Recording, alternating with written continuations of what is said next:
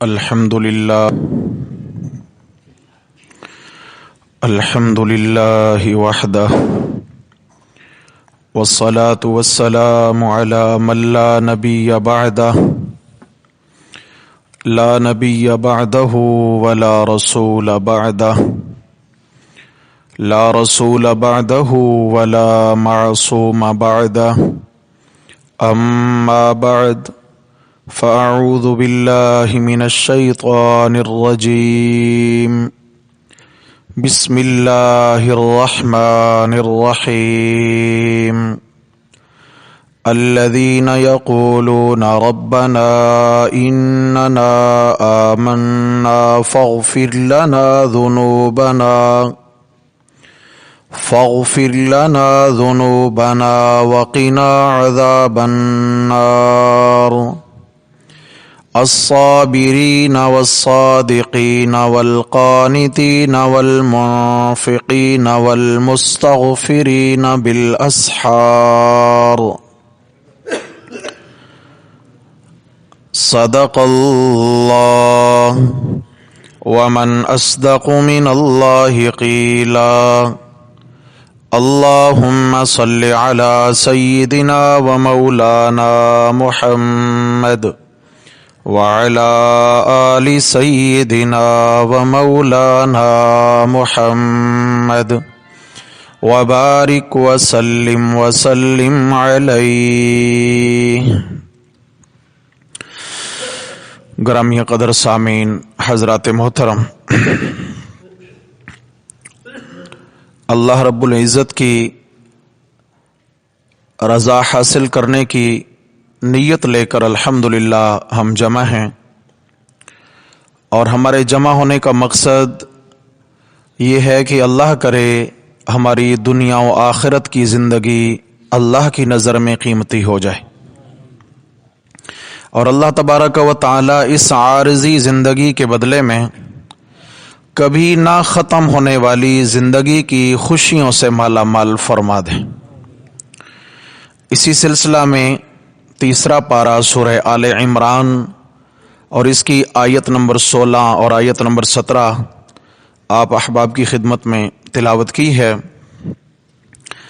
ان آیات بینات میں اللہ تبارک و تعالی نے جنتی لوگوں کی 5 نشانیاں بیان فرمائی ہیں، کامیاب لوگوں کی 5 علامات بیان فرمائی ہیں.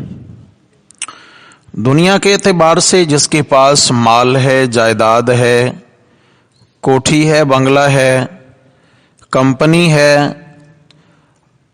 اور اچھی سیلری ہے، جوان اولاد ہے، صحت ہے اور مال و اسباب کی کثرت ہے، ہماری نظر میں وہ کامیاب ہوتا ہے. ہم سمجھتے ہیں کہ یہ خوش نصیب انسان ہے، لیکن فی الحقیقت میرے بھائیوں، دنیا کی حیثیت اور دنیا کی آسائشوں کی حیثیت اور دنیا کے مال و متاع کی حیثیت اللہ رب العزت کی نظر میں ایک لنگڑے مچھر کے پر کے برابر بھی نہیں ہے، اس کے برابر بھی نہیں ہے، اس کے برابر نہیں ہے.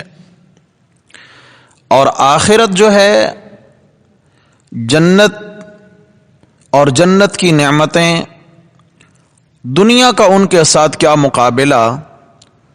دنیا کی 50-60 سالہ زندگی پر انسان ریجھ کر اس کے لیے سب کچھ کرنے کو اپنی سعادت سمجھتا ہے، اور ساری زندگی کما کر بنا کر جوڑ کر آخر یہ خود ٹوٹ کے قبر کا راہی ہو جاتا ہے، ساتھ کچھ نہیں لے کر کے جاتا. 50-60 سال کی زندگی، لیکن آخرت کی زندگی 50-60 سال نہیں، آخرت کی زندگی کا ایک دن 50,000 سالوں کے برابر ہے. گویا اگر ہم حساب لگائیں تو یہ دنیا کی ہماری زندگی آخرت کی زندگی کے ایک دن کے 1 گھنٹے کے برابر بھی نہیں ہے. عارضی ہے، فانی ہے اور ناقص ہے.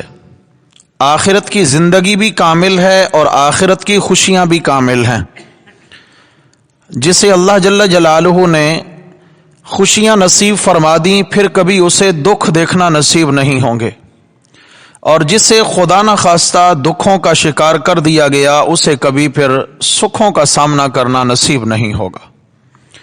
تو اس لیے اللہ رب العزت سے ہمیشہ آخرت کی کامیابی مانگنے پر زور دینا چاہیے۔ دنیا کے اعتبار سے حسنہ بھلائیاں اور آسانیاں ضرور اللہ سے مانگی جائیں، لیکن حقیقت میں جو دعا کا ہمارا اہم ترین حصہ ہو وہ آخرت کی کامیابیوں کا سوال ہو۔ دنیا کے اعتبار سے جتنے خزانے ہیں، جتنے ممالک ہیں، ان کی جتنی جائیدادیں ہیں، ان میں پائے جانے والے جتنے بھی خزانے ہیں، ان کی کرنسیز ہیں، ان کے مال و متاع ہیں، سب کچھ جمع کر لیا جائے، سب کچھ جمع کر لیا جائے، ایک سوئی سلائی بھی پیچھے نہ چھوڑی جائے، ساری دنیا کے ذخائر خزانوں کے جمع ہو جائیں، پھر بھی جنت کی ایک بالشت برابر جگہ نہیں خریدی جا سکتی۔ جنت اتنا قیمتی ہے میرے بھائیوں، لیکن اللہ جل شانہ نے اس کی قیمت ایمان اور عمل صالح مقرر فرما دی ہے۔ صاحب ایمان ہو کر اعمال صالحہ بجا لا کر جب اللہ سے ملے گا تو اللہ رب العزت اس دنیا سے 10 گنا بڑی جنت اٹھا کر اس کے قدموں میں رکھ دیں گے، اور ساتھ ہی کیا فرمائیں گے؟ ان ھذا کان لکم جزاء۔ سورہ دہر میں فرمایا ان ھذا کان لکم جزاء، میرے بندے یہ تیری سعی اور کوششوں کا بدلہ ہے، جو تو نے کیا یہ اس کا بدلہ ہے۔ اور اگلا جملہ بڑا خوبصورت ہے، کان سعیکم مشکورا، یہ تو تیرے اعمال کا بدلہ تھا۔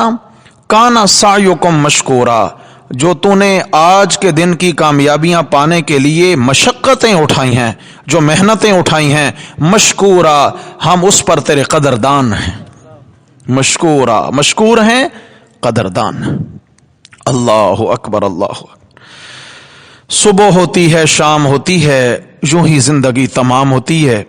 میرے بھائیو، دنیا کی زندگی عارضی ہے، فانی ہے۔ 3 چیزیں اللہ تعالیٰ نے کسی بندے کو نہیں بتائی اس کی موت کے حوالہ سے، کہ تیری موت کب آئے گی، تیری موت کب آئے گی، کہاں آئے گی، اور تیری موت کی کون سی وجہ ہوگی۔ یہ تینوں باتیں اللہ نے کسی کو نہیں بتائیں۔ اگر اللہ تعالی وقت بتا دیتے تو پھر بھی کیا ہوتا کہ انسان کی زندگی بے کیف و بے لذت ہو جاتی۔ بھائی فلاں سال فلاں ماہ کی فلاں تاریخ کو تو میں نے مر جانا ہے، اب اس کی زندگی رونے دھونے میں ہی گزر جاتی، بے کیف و بے لذت ہو جاتی دنیا کی زندگی۔ اور اگر اللہ تبارک و تعالی جگہ بتا دیتے تو یہ کبھی زندگی میں اس جانب رخ بھی نہ کرتا، ہر وقت اس کے دل میں خوف ہوتا، کسی بہانے مجھے کوئی وہاں نہ لے جائے، میں وہاں سے میرا جو ہے نا وہ بے خیالی میں گزرنا ہو جائے، کہیں میری موت نہ واقع ہو جائے۔ اور اگر اللہ تعالیٰ وجہ بتا دیتے تو پھر وجہ بیماریاں ہوتی ہیں، ایکسیڈنٹ ہوتے ہیں، یا کوئی نہ کوئی وجوہات ہوتی ہیں، کوئی نہ کوئی وجوہات، اسباب اللہ تعالیٰ نے زندگی کو اسباب سے معلق کیا ہے، اسباب ہوتے ہیں، تو پھر بھی انسان کی زندگی بے کیف و بے لذت ہوتی۔ اللہ تبارک و تعالیٰ نے موت کے فیصلہ کو مبہم رکھا ہے، کسی پر اس کو منکشف نہیں فرمایا۔ نمبر 2، اللہ تبارک و تعالیٰ نے دنیا میں کوئی انسان ایسا نہیں بھیجا ہے جس کی زندگی میں دکھ نہ ہو۔ کوئی بندہ نہیں دیکھے گا آپ کو، آپ جس سے بھی سوال کریں ظاہراً ہمیں وہ ہنستا مسکراتا دکھائی دے گا، ظاہراً اس کے چہرے پر ہمیں بالکل سکون کے آثار دکھائی دیں گے، لیکن جب ہم اس سے اندر سے ٹٹولیں گے تو وہی سب سے زیادہ ٹوٹا ہوا ملے گا۔ ٹوٹ پھوٹ کا ہر بندہ شکار ہے، حالات نے کسی نہ کسی طریقے سے انسان کو گھیرے میں لے رکھا ہے۔ دنیا سکھوں کا نہیں، دکھوں کا مرکز ہے۔ انسان تو بہرحال یہاں سکھی نہیں ہے، شاید کوئی اور مخلوق سکھی ہو۔ انسان کے لیے اللہ نے یہ جہاں نہیں بنایا، انسان کے لیے فی الحقیقت کوئی اور جہان ہے، اور بالخصوص ایمان والوں کے لیے تو دنیا ہی قید خانہ بنا دیا، دنیا کو جیل خانہ بنا دیا۔ اس میں تو انسان نے قیدی بن کر زندگی گزارنی ہے. قیدی کس کا؟ اللہ کے حکموں کا قیدی بن کر. آزادی نہیں ہے بھائی، آزادی نہیں ہے کہ انسان آزاد سمجھے آپ کو، ایسا نہیں ہے. لیکن انسان لگا ہوا ہے بنانے میں، کمانے میں لگا ہوا ہے. انسان اتنا منہمک ہو چکا ہے بندہ کہ اسے تو خبر ہی نہیں کہ میں زیادہ تو گھڑیاں گزار چکا، زیادہ بہاریں دیکھ چکا. پتہ نہیں ایک بہار ہو یا آدھی بہار ہو یا 4 5 6 10 بہاریں ہوں، میں اتنا کچھ کر رہا ہوں. آخر کس لیے کر رہا ہوں؟ کیوں نہ سکون کی میں آخری بہاریں گزاروں، اللہ اللہ کروں. ایسا نہیں ہوتا.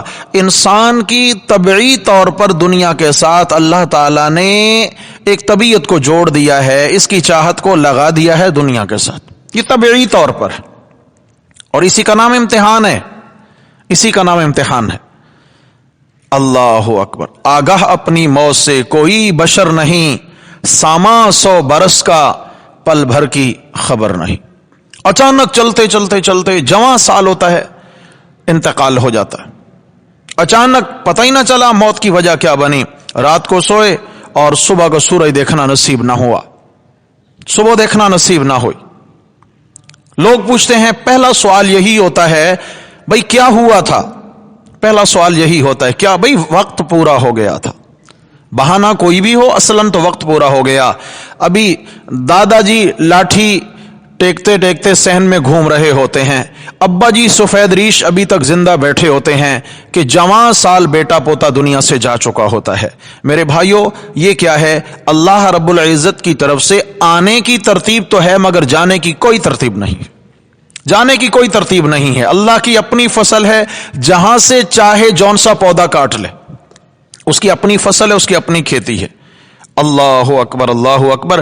تو دنیا میں میرے بھائیوں دکھ ہیں، سکھ کم ہیں، دکھ زیادہ ہیں. اسی لیے تو دن قیامت کے جب ایمان والے جنت میں داخل ہوں گے تو ان کا یہی نعرہ مستانہ ہوگا جنت میں پہنچتے ہی. کلمہ تشکر یہ ہوگا، الحمدللہ الذی، الحمدللہ الذی اذہب عنا الحزن. شکر ہے اس اللہ کا جس نے ہم سے دکھڑے ٹال دیے، جس نے ہم سے دکھ ٹال دی ہے، تکلیفوں سے نجات دیتی. ہاں جی، الحمدللہ. تو ایمان والے کیا ہے؟ جا کر سکھ کا سانس جنت میں لیں گے. ایک تو آج سے ہم نے یہ بات طے کرنی ہے کہ سکھ دنیا میں نہیں ہے، سکھ کہاں ملیں گے؟ بولو، جنت میں. انشاءاللہ سکھ جنت میں ملیں گے. اس لیے یہاں انسان مصنوعی سکھوں کے پیچھے نہ بھاگے کہ میں مصنوعی طریقے سے اپنے لیے سکھوں کے اسباب پیدا کر لوں. یہ نہیں ہو سکتا ہے. اللہ تعالیٰ نے جو دکھ لکھے ہیں بہر صورت وہ بھیس بدل بدل کے آ کر ہی رہیں گے. تو عرض میں یہ کرنا چاہ رہا تھا کہ اللہ تبارک و تعالیٰ نے آخرت کے اعتبار سے کامیاب لوگوں کی کتنی نشانیاں بتلائی ہیں جی؟ 5 نشانیاں بتلائی ہیں. فرمایا اگر کسی نے جنتی دیکھنا ہو، یہ 5 علامات جس میں پائی جائیں تو وہ چلتا پھرتا جنتی. اللہ اکبر، اللہ اکبر. بہت سارے رسول اللہ صلی اللہ علیہ وسلم کے زمانہ میں، چونکہ وہ تو وحی کا زمانہ تھا اور آپ صلی اللہ علیہ وسلم کا اشارہ بھی حکم ربی ہوتا تھا، آپ کا اشارہ بھی حکم ربی ہوتا تھا. آپ صلی اللہ علیہ وسلم نے 10 صحابہ کرام کو تو نام لے لے کر فرمایا، ابو بکر تو بھی جنتی ہے، عمر تو بھی جنتی ہے، عثمان تو بھی جنتی ہے، علی تو بھی جنتی ہے، عبد الرحمن تو بھی جنتی ہے، سعد تو بھی جنتی ہے، سعید تو بھی جنتی ہے، وغیرہ وغیرہ. 10 مبشر 10 وہ صحابہ جنہیں آپ نے فرمایا تو بھی جنتی، تو بھی جنتی اور تو بھی جنتی. حالانکہ سارے صحابہ جنتی ہیں. بولو کیا ہیں؟ سب صحابہ جنتی ہیں. سب میرے نبی کی جماعت کا ایک ایک رکن یہ جنتی ہے. ان کے جنتی ہونے میں کوئی شک نہیں ہے، اس لیے کہ صحابہ کا ایمان کامل ایمان تھا اور اللہ نے صحابہ کے ایمان کو امت کے لیے معیار ہدایت قرار دیا ہے. فرمایا اگر کسی نے اب مومن بننا ہو تو وہ صحابہ کو دیکھ دیکھ کر چلے تو وہ کیا ہوگا؟ کامل مومن بنے گا. آپ علیہ السلام نے بتلا دیا. پھر کئی ایسے بیچ میں صحابہ آتے رہے، آپ علیہ الصلوۃ والسلام بعض اعمال کی بنیاد پر بتلا دیا کرتے کہ یہ جنتی ہے، یہ جنتی ہے. مثلا ایک گاؤں دیہات کا رہنے والا صحابی، بالکل بوڑھا صحابی آیا، اور یعنی ابھی تک صحابی نہیں بنا، بوڑھا شخص آیا رسول اللہ صلی اللہ علیہ وسلم کی مجلس میں آ کر ایمان قبول کیا اور عرض کرتا ہے یا رسول اللہ، مجھے اب میری زندگی بہت کم رہ گئی ہے، بہت کم رہ گئی ہے، یا رسول اللہ مجھے کوئی شارٹ کٹ جنت کا راستہ بتا دیں، شارٹ کٹ آسان سا جنت کا راستہ بتا دیں۔ تو آپ صلی اللہ علیہ وسلم نے فرمایا قل آمنت باللہ، تو کہے کہ میں ایمان لایا کس پر؟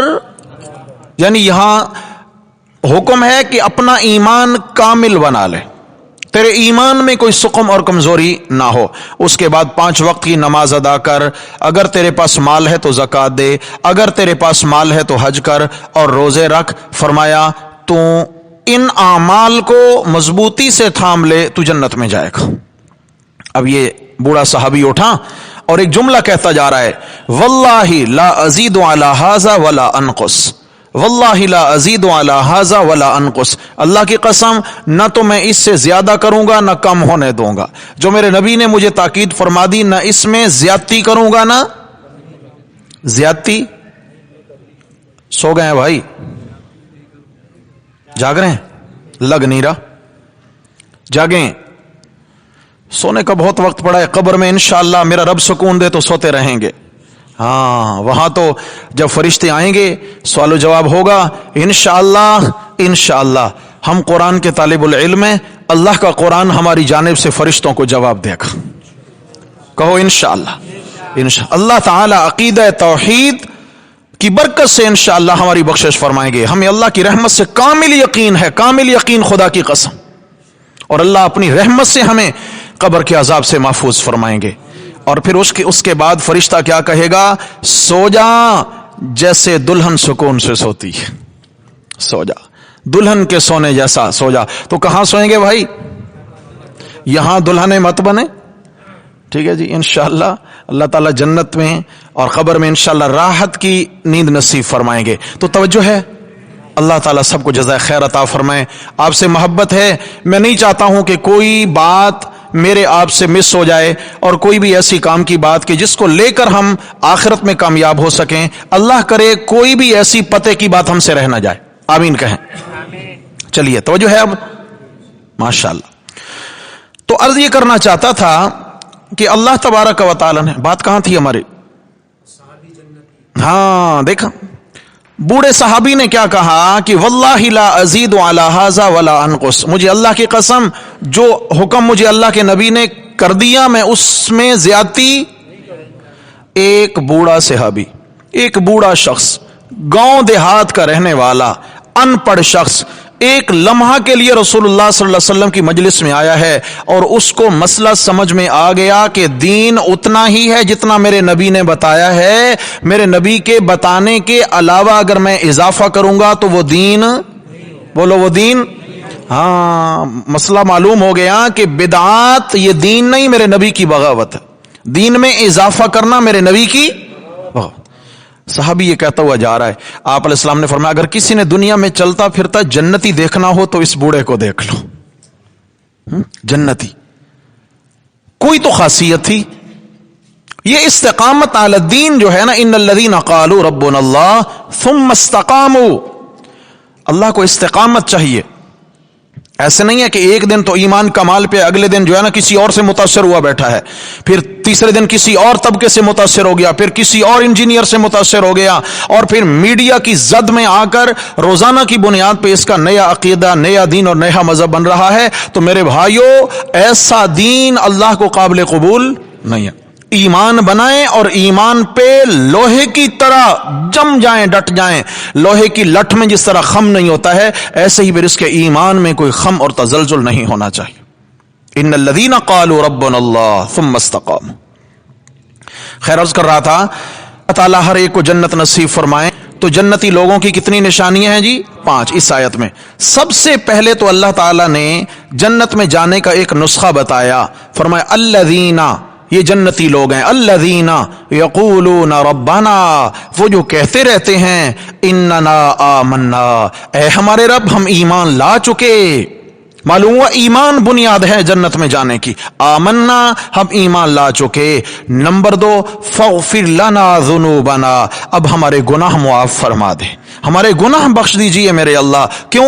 انسان ہیں، کمزور ہیں، گناہ تو ہوتے رہتے ہیں۔ تو ایمان لائے اور اللہ تعالیٰ کا ایمان میں کسی کو شریک نہیں بنایا ہے۔ اللہ کو وحدہ لا شریک مان کر جان کر ایمان کے جزیات کو اپنا کر ایمان بنا لیا، اللہ کے ساتھ کامل اور مضبوط یقین بنا لیا، اس کے بعد اس پر ڈٹ گئے، پھر کہتے ہیں فاغفر لنا ذنوبنا، اے اللہ اگر ہمارا کہیں ہاتھ پاؤں بھول جائے تو ہمیں معاف فرما دینا۔ کیا کرنا؟ معاف فرما دینا، مغفرت طلب کرتے ہیں، اور مغفرت کا بہترین جز وقنا عذاب النار، ہمیں دوزخ کے عذاب سے بچا لینا۔ ایمان والے یہ کہتے ہیں یا اللہ یہ تو معاملہ ہے ان کا الگ تھلگ اللہ کے ساتھ، اب ہم ان کو ڈھونڈیں گے کہاں سے؟ اب یہ جتنی چیزیں ہیں، ایمان کا تعلق دل سے ہے اور اس طرح کی دعاؤں کا تعلق مخفی ہے۔ تو میرے رب نے 5 علامتیں بتائیں۔ جنتیوں کی پہلی نشانی الصابرین، کیا کرتے ہیں؟ صبر کرنے والے ہیں۔ الصابرین، کوئی حادثہ، کوئی بیماری، کوئی پریشانی لاحق ہو جائے، اللہ کی جانب سے اس کو آزمائش جان کر اس پر صبر کریں، تو فرمایا یہ جنتیوں کی پہلی نشانی ہے کہ آنے والے حالات پر کیا کرنا ہے جی؟ صبر کر۔ اس صبر پر اجر بہت بڑا ہے۔ حدیث شریف میں آتا ہے کہ ایک دن کا اگر کسی کو بخار آئے، ایک دن کا بخار، تو ایک دن کے بخار کے بدلے میں اللہ جل شانہ 1 سال کے گناہ معاف فرما دیتے ہیں۔ لیکن ایسا نہیں ہے کہ بخار آیا تو واویلا چیخنا چلانا، نہیں، اگر حال آئے، بیماری بڑی ہو چھوٹی ہو، اس پہ صبر، برداشت، جتنا برداشت کریں گے اتنا درجات بلند ہوں گے۔ اتنا میں نے ایک وظیفہ بھی بتایا تھا، شاید میرے بھائیوں کو یاد ہو کہ آپ صلی اللہ علیہ وسلم نے فرمایا کہ جو بیمار مسلمان بیماری کی حالت میں روزانہ 40 مرتبہ آیت کریمہ پڑھتا ہے، لا الہ الا انت سبحانک انی کنت من الظالمین، اس کی ادائیگی ہم صحیح کریں، بس اوقات ایک بڑی غلطی ہو جاتی ہے، پڑھتے ہوئے کہہ جاتے ہیں انی کنتم من الظالمین، یہ کنتم اگر کہہ دیا تو ایمان بھی ضائع ہو جائے گا۔ لفظ ہے انی کنتو من الظالمین، کن تو الگ ہے، من الظالمین الگ ہے، کن تم نہیں کرنا، کن تو کو میم سے ملانا نہیں ہے۔ کن تو من الظالمین کا معنی ہوتا ہے یا اللہ میں ظالم ہوں، اور کن تم من الظالمین کا معنی یا اللہ تم ظالم ہو، نعوذ باللہ۔ اسے کن تم نہیں کہنا، کن تم نہیں کہنا، سب سے پہلے اس کا تکلم ہمیں درست کرنا ہے۔ پھر فرمایا کہ جو مریض 40 مرتبہ روزانہ آیت کریمہ پڑھتا ہے، بھئی 5 منٹ بھی نہیں لگتے، 5 منٹ بھی نہیں لگتے، تو فرمایا اس کو 2 پروانے ملتے ہیں۔ اگر اس بیماری میں اس کا انتقال ہو جائے تو اللہ تبارک و تعالی اسے شہادت کی موت نصیب فرماتے ہیں، اور اگر وہ روح بصحت ہو جائے تو گزری زندگی کے سارے گناہ اللہ معاف فرما دیتے ہیں۔ سمجھ آ گئی ہے جی؟ تو انشاءاللہ تعالی ہم ہر بندے کو کوئی نہ کوئی چھوٹی موٹی تکلیف تو ہوتی ہی ہے، تو ہم اسی کو بیماری سمجھ کے اس عمل کو اسی بیماری کا حصہ بنا لیں، تاکہ اگر وہ بیماری خدا نخواستہ ہمارے خاتمے کا سبب بن رہی ہے تو اللہ تعالیٰ کی جانب سے ہمیں یہ شہادت کا اعزاز حاصل ہو جائے۔ شروع کریں گے انشاءاللہ ہم سب۔ اللہ اکبر۔ تو جنتی لوگوں کی پہلی نشانی الصابرین، صبر کرنے والے۔ کیسے صبر کرنے والے؟ رسول اللہ صلی اللہ علیہ وسلم نے اپنے سے عمر میں 15 برس بڑی خاتون سیدہ خدیجہ الکبریٰ رضی اللہ تعالی عنہ سے نکاح فرمایا۔ حضرت خدیجہ رضی اللہ تعالی عنہ کے بطن پاکیزہ سے اللہ تعالیٰ نے آپ کو 4 بیٹیاں عنایت فرمائیں۔ بڑی بیٹی سیدہ زینب رضی اللہ تعالی عنہ، سیدہ رقیہ رضی اللہ تعالی عنہ، سیدہ ام کلثوم رضی اللہ تعالی عنہ، سیدہ فاطمہ الزہرا رضی اللہ تعالی عنہ۔ یہ 4 بیٹیاں رسول اللہ صلی اللہ علیہ وسلم کی چاروں حضرت سیدہ خدیجہ الکبریٰ سے ہیں، اور 2 بیٹے عطا فرمائے۔ بڑے بیٹے کا نام قاسم اور چھوٹے کا نام عبداللہ۔ قاسم اور عبداللہ، اسی عبداللہ کو طیب اور طاہر بھی کہتے ہیں، یہ ان کے لقب ہیں، طیب اور طاہر۔ اس کے علاوہ تیسرے بیٹے یعنی 6 اولادیں حضرت خدیجہ سے ہو گئیں، اور تیسرے بیٹے آپ صلی اللہ علیہ وسلم کے جناب ابراہیم، یہ سیدہ ماریہ قبطیہ رضی اللہ تعالی عنہا سے اللہ تعالیٰ نے آپ کو عنایت فرمائے۔ آپ صلی اللہ علیہ وسلم کی زندگی میں، نبی کریم صلی اللہ علیہ وسلم کی زندگی میں تمام اولادوں کا انتقال ہو چکا، ماں سوائے سیدہ فاطمہ الزہرا کی۔ آپ دیکھیں نا کتنی بڑی آزمائش میرے نبی صلی اللہ علیہ وسلم پر۔ جوان سالہ بیٹیاں سیدہ زینب شادی شدہ ہیں، انتقال ہو گیا آپ علیہ السلام کی زندگی میں۔ آپ صلی اللہ علیہ وسلم اپنی اس بیٹی کے انتقال پہ بھی بڑے غم زدہ تھے۔ آپ صلی اللہ علیہ وسلم جو ہے نا وہ جنگ بدر کے سفر پر ہیں، جنگ بدر سے واپس آ رہے ہیں، راستے میں پتہ چلا کہ میری بیٹی حضرت رقیہ رضی اللہ عنہا جو حضرت عثمان کی اہلیہ ہیں ان کا انتقال ہو چکا ہے۔ جب واپس مدینہ پہنچے تو حضرت رقیہ کی تدفین ہو چکی تھی اور صحابہ کرام قبر کی مٹی سیدھی کر رہے تھے۔ آپ علیہ الصلوۃ والسلام اپنی لخت جگر کے قبر پہ جا پہنچے اور آپ صلی اللہ علیہ وسلم انتہائی افسردہ تھے۔ نمبر 3، حضرت ام کلثوم رضی اللہ تعالی عنہا، ان کا بھی انتقال آپ صلی اللہ علیہ وسلم کی زندگی میں ہی ہو گیا کہ آپ علیہ السلام نے فرمایا اگر میری 40 بیٹیاں ہوتی اور یکے بعد دیگرے فوت ہوتی جاتی تو میں 40 کی 40 بیٹیاں حضرت عثمان کے نکاح میں دیتا جاتا۔ حضرت عثمان کی دامادی پر میرے نبی صلی اللہ علیہ وسلم کو اتنا کامل یقین و اعتماد تھا، اتنا کمال کا اعتماد تھا اپنے داماد حضرت عثمان ابن عفان رضی اللہ تعالیٰ عنہ۔ اور 2 بیٹے تو بالکل ہی چھوٹی عمر میں فوت ہو گئے اور رہ گئے حضرت ابراہیم۔ بیٹھ جائیں بھائی، بیٹھ جائیں، آپ توجہ کریں، آپ توجہ کریں ادھر۔ حضرت ابراہیم رضی اللہ تعالیٰ عنہ یہ کون ہے؟ توجہ بھائی، آپ صلی اللہ علیہ وسلم کی اہلیہ سیدہ ماریہ قبطیہ علیہا صلوات اللہ وسلام اللہ علیہا، ان کے بطن پاک سے اللہ تعالیٰ نے یہ بیٹے عطا فرمائے، نام رکھا گیا ابراہیم۔ حضرت ابراہیم علیہ السلام، وہ جد امجد ابراہیم علیہ السلام کے نام سے نسبت قائم کرتے ہوئے ایک تو یہ مسئلہ معلوم ہو گیا کہ بچوں کے نام ہمیں اعلیٰ نسبت سے رکھنے چاہیے، نسبت اعلیٰ ہو۔ جب ہم اعلیٰ نسبت کی نیت کر کے بچوں کے نام رکھیں گے تو اللہ تعالیٰ ان مقدس ہستیوں کے جو اعمال کی برکات ہیں، ان کی سیرت کی برکت اللہ تعالیٰ ہماری اولادوں کی زندگی میں پیدا فرمائیں گے انشاءاللہ۔ ہم اس نیت سے رکھیں، اجر و ثواب بھی رہے گا زندگی بھر۔ تو آپ علیہ الصلوۃ والسلام نے حضرت ابراہیم نام رکھا۔ گاؤں میں ایک خاتون کو دودھ پلانے کے لیے دیے ہوئے تھے، چونکہ عرب میں یہ دستور تھا کہ باہر گاؤں دیہات میں بچے بھیج دیے جاتے تھے شہروں سے اور بچوں کو گاؤں کی خواتین دودھ پلایا کرتی تھی۔ اس میں کئی حکمتیں تھیں۔ ایک حکمت تو یہ تھی کہ شہر کی نسبت گاؤں کی آب و ہوا صاف ہوتی ہے تو بچوں کی صحت پہ اچھے اثرات پڑتے ہیں۔ دوسرا، گاؤں کی خوراکیں بالکل صاف ستھری ہوتی ہیں، طاقتور ہوتی ہیں۔ تو آپ صلی اللہ علیہ وسلم نے بھی عرب کے دستور کے مطابق اپنے بیٹے کو ایک گاؤں میں بھیجا ہوا تھا۔ پتہ چلا کہ آپ کے لخت جگر حضرت ابراہیم رضی اللہ تعالیٰ عنہ بیمار ہیں۔ آپ صلی اللہ علیہ وسلم صحابہ کرام کے ساتھ تشریف لے گئے۔ بچے کی عمر 17 برس ہے، یعنی 1.5 سال کے ہونے والے ہیں۔